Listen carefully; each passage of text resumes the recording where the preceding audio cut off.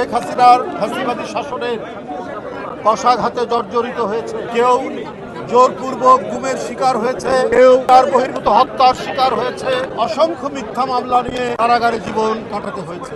এই 16 বছরের অধিকাংশ দিন কারাগারেই কাটাতে হয়েছে। নীলফামারী এমন একটি জেলা, যে জেলায় আন্দোলন সংগ্রাম করতে গিয়ে অসংখ্য নেতাকর্মী বিচার বহির্ভূত হত্যা ক্রস ফায়ারের শিকার হয়েছে।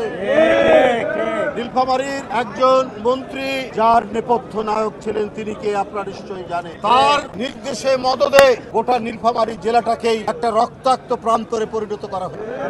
সেই জেলার একজন প্রধান নেতা, জাতীয়তাবাদী শক্তির প্রকৌশলী তুহিন, 16 বছর দেশের বাইরে থাকতে হয়েছে। তার বিরুদ্ধে অসংখ্য মিথ্যা মামলা দিয়ে নানাভাবে জর্জরিত করার চেষ্টা করা হয়। বন্ধুরা, প্রবাসে থাকা অবস্থায় তার প্রিয়তমা স্ত্রী পৃথিবী থেকে চলে গেছে। এই অবর্ণনীয় নিপীড়ন, নির্যাতন, মানসিক নির্যাতনে তুহিনের মতো আরো অসংখ্য নেতা কর্মী সহ এই দলের প্রধান প্রেরণার উৎসস্থল, সাহস, বীরত্বের প্রতীক দেশনেত্রী বেগম খালেদা জিয়া, তাকেও তার সন্তানকে হারাতে হয়েছে। এইভাবেই দিন রাত্রি কাটাতে হয়েছে আমাদের। শেখ হাসিনা এমন রাজত্ব চেয়েছিলেন যেখানে কেউ যাতে টু শব্দ করতে না পারে। এই কারণেই বেগম খালেদা জিয়াকে বন্দী করা হয়েছে। বিএনপির ভারপ্রাপ্ত চেয়ারম্যানের নামে মিথ্যা মামলা এবং একের পর এক সাজা দেওয়া হয়েছে।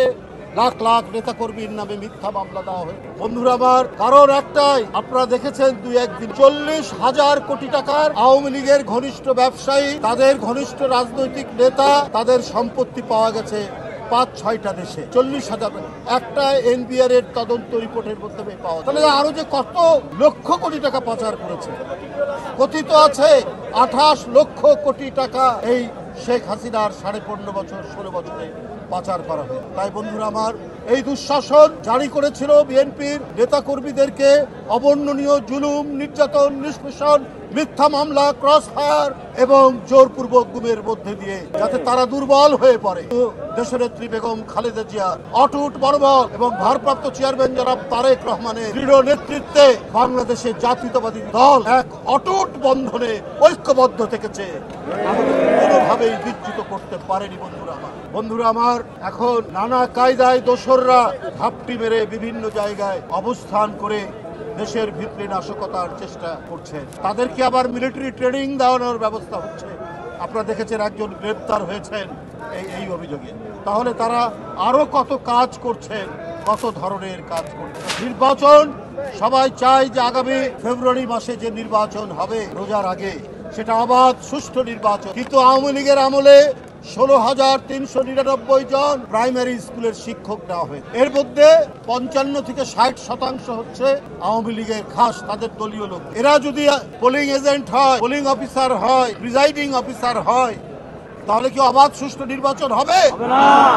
এরা তো গায়ের জোরে, এরা কোনো মেধার প্রতিযোগিতা না করে একমাত্র তাদের ক্রাইটেরিয়া ছিল উত্তীর্ণ হওয়ার, চাকরি পাওয়ার। সে ছাত্রলীগ করে কিনা, সে যুবলীগ করে কিনা, সে আওয়ামী লীগ করে কিনা, এইভাবেই তারা প্রশাসন সাজিয়েছে। তাই বন্ধুরা আমার, এগুলোকে প্রশাসন থেকে ক্লিন করতে হবে। এদেরকে বেছে বেছে, আমরা চাই না যে বিএনপির লোকজনকে বেছে বেছে, তা না, যারা নিরপেক্ষ, যারা কোনো দিকে বায়াসড নেই, তাদের পোলিং অফিসার, প্রিজাইডিং অফিসার এগুলো করা উচিত।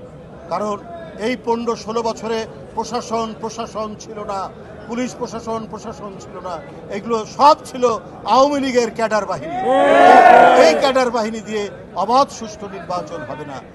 আমাদের দৃঢ় বিশ্বাস নির্বাচন কমিশনের প্রতি, তারা এইসব বিষয়ে মনোযোগ দিয়ে যাতে অবাধ সুষ্ঠু নির্বাচন, যাতে ভোটাররা ভোট কেন্দ্রে গিয়ে তাদের পছন্দসই ব্যক্তিকে ভোট দিতে পারে, সেই কাজটি তারা করবেন।